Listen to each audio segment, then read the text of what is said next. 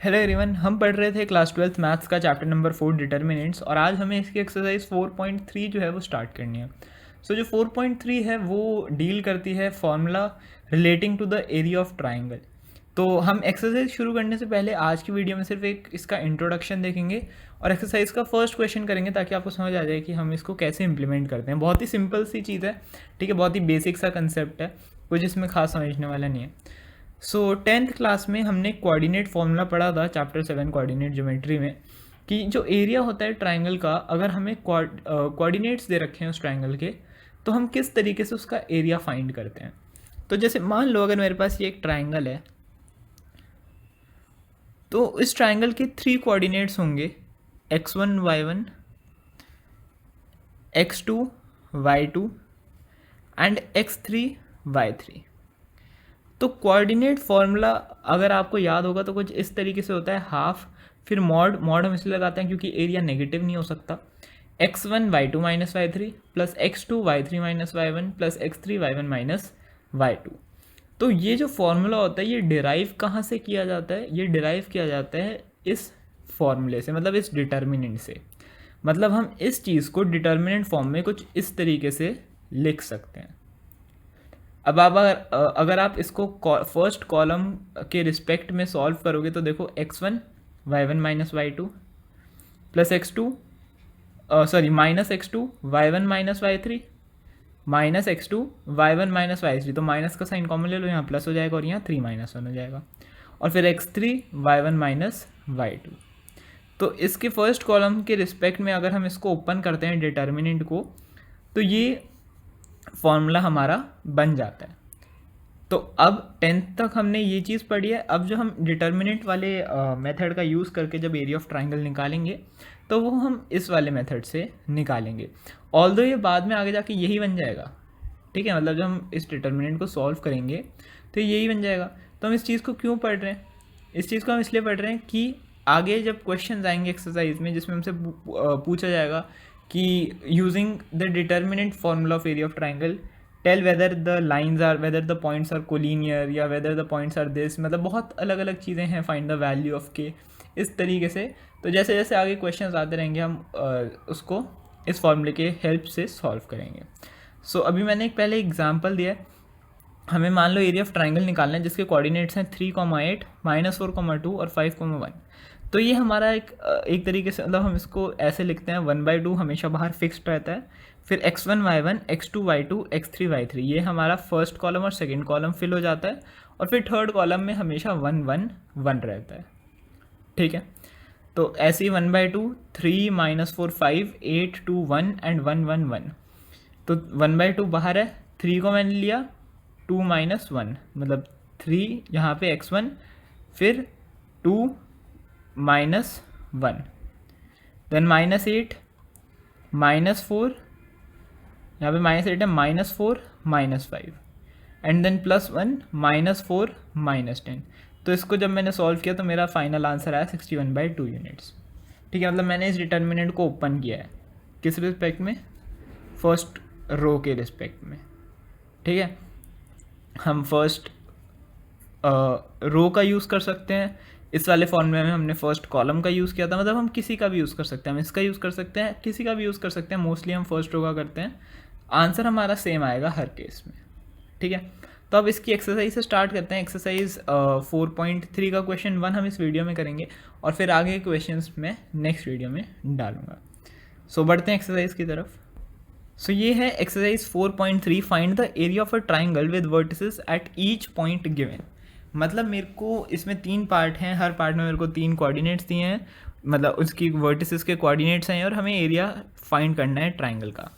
तो ट्राइंगल का एरिया मैं फाइंड कर लूँगा कैसे? हाफ, और फिर डिटर्मिनेंट की फॉर्म में पहले तो ये तीनों कोऑर्डिनेट्स लिखे लेंगे, 1 0 6 0 4 3, ठीक है, इस तरीके से लिखते हैं। और फिर जो लास्ट वाला कॉलम होता है वो 1 1 1 होता है, ठीक है। तो अगर हम इसको सॉल्व करते हैं अगर, तो क्या हो जाएगा? 1/2 फर्स्ट रो का यूज़ कर लेते हैं, 1 0 -3 -0 है यहाँ तो कुछ भी होगा, 0 ही होगा, +1 18 माइनस 0, तो ये मेरे पास कितना आया, हाफ ऑफ -3 प्लस 18, 18 माइनस 3 कितना होता है 15, तो मतलब 15/2। ये फाइनल आंसर नहीं है, अगर हम यहाँ पे स्क्वायर यूनिट नहीं लगाएंगे तो मार्क्स कट सकते हैं, क्योंकि हम एरिया लगा रहे हैं और हमें यूनिट नहीं पता, तो हम स्क्वायर यूनिट का यूज़ करते हैं, तो 15/2 स्क्वायर यूनिट। तो बस इस फॉर्मूले की हेल्प से हम एरिया से फाइंड कर सकते हैं। इसी तरीके से बी पार्ट करते हैं। हाफ लिख देना है बाहर सबसे पहले, हाफ अगर नहीं लगाओगे तो फॉर्मूला गलत माना जाएगा, ठीक है। फिर कोऑर्डिनेट्स को 2 7 इसी तरीके से लिख देंगे, 1 1 एंड 10 8 एंड देन यहाँ पे 1 1 1, ठीक है। फर्स्ट रो का यूज़ करके मैं इसको एक्सपैंड करता हूँ, 1/2 2 1 माइनस 8 -7 1 माइनस 10 प्लस 1 8 माइनस 10, ठीक है। तो 1/2 1 माइनस 8 कितना होता है -7, तो -7 इंटू 2 -14, देन -7 इंटू -9 प्लस का 63, 7 9 63 एंड 8 माइनस 10 माइनस का 2, तो हाफ ऑफ 63 माइनस 16, तो 63 माइनस 16 कितना हो जाएगा 53 एंड -6 47,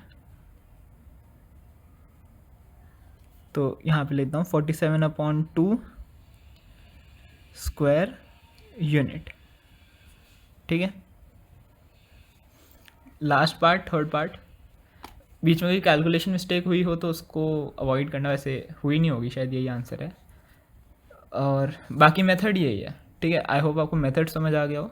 तो मेथड इसी तरीके से हाफ, फिर मैंने फर्स्ट रो का यूज़ करके एक्सपैंड किया, यहाँ भी मैंने फर्स्ट रो का, आप किसी का भी कर सकते हैं, फर्स्ट कॉलम का कर सकते हैं, थर्ड कॉलम का कर सकते हैं, जो भी आपको ईजी लगे। जैसे इसमें आप सेकंड कॉलम का कर सकते थे, 2 0 हैं, लास्ट में 3 होता, तो 1 माइनस 6 उस तरीके से कर सकते हैं, 1 माइनस 6 5 होता, 5 सीधा 15/2, ये आंसर आ जाता, ठीक है। तो अब लास्ट पार्ट करते हैं, इसमें भी मेरे को एरिया ही फाइंड करना है। तो ट्राइंगल का एरिया हाफ, सबसे पहले कोऑर्डिनेट्स लिख लेते हैं, -2 -3 देन 3 2 देन -1 -8 एंड यहाँ 1 1 1, ठीक है। तो अब मैं आपको थर्ड कॉलम का यूज़ करके एक्सपैंड करके दिखा देता हूँ, ठीक है, आपको समझ आ जाएगा। तो मैंने 1 लिखा है, यहाँ पे प्लस होता है, प्लस माइनस प्लस इस तरीके से होता है। तो 1 -24 माइनस -2 मतलब +2, देन -1 -2 इंटू -8 प्लस का 16 माइनस इंटू -1 प्लस का 3 और यहाँ माइनस है तो -3 +1 -4 +9, प्लस क्यों है क्योंकि माइनस यहाँ होता है और यहाँ भी माइनस है, -9 तो प्लस हो गया। तो हाफ, अब -24 + 2 -22 -16 -3 13 होता है तो -13 प्लस 9 - 4 5, तो ये कितना हो जाएगा हाफ ऑफ -35 + 5, मतलब कि 30/2 मॉड है तो माइनस का साइन हट गया, 15 स्क्वायर यूनिट, ये मेरा आंसर आ गया। तो इस तरीके से हमने ये एक्सरसाइज 4.3 का फर्स्ट क्वेश्चन कर लिया। तो देखो आपने अभी खुद ही देखा होगा, इसमें कुछ भी अलग नहीं है, हम बस फॉर्मूले में वैल्यूज़ को पुट कर रहे हैं और इस तरीके से हम इसको सॉल्व कर रहे हैं, ठीक है।